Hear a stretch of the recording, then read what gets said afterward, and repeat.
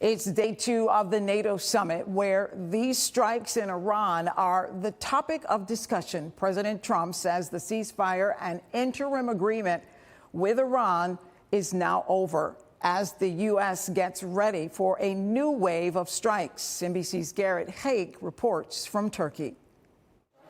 With those overnight strikes, Iran has really moved to the forefront of this NATO summit, with the president this morning blasting the Iranian leadership, who just a few weeks ago he was praising as smart, capable people with whom he could make a deal. Now he says they can't be trusted and calls them scum, although he did say that his negotiators could continue to talk to Iran if they so choose. The bottom line is this puts the president in the same bad situation he was in for much of the spring. He can continue to try to negotiate with a regime he now says he doesn't trust, or he can resume what has been an unpopular war and try to force open the Strait of Hormuz, force Iran to give up its nuclear program at the risk of raising the oil and gas prices his administration very much needs to bring back down before the start of the midterms this fall. Now, if Iran is the major issue here, it still hasn't entirely pushed Ukraine out of the spotlight. The president meets with President Zelensky this morning, where Zelensky is expected to press the president both for tougher sanctions on Russia's economy and also for more and faster delivery of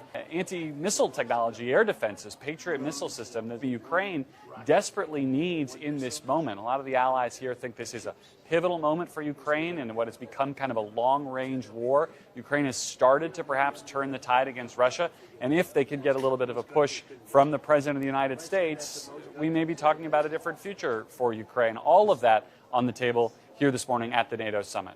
Garrett Haake, NBC News, Ankara, Turkey.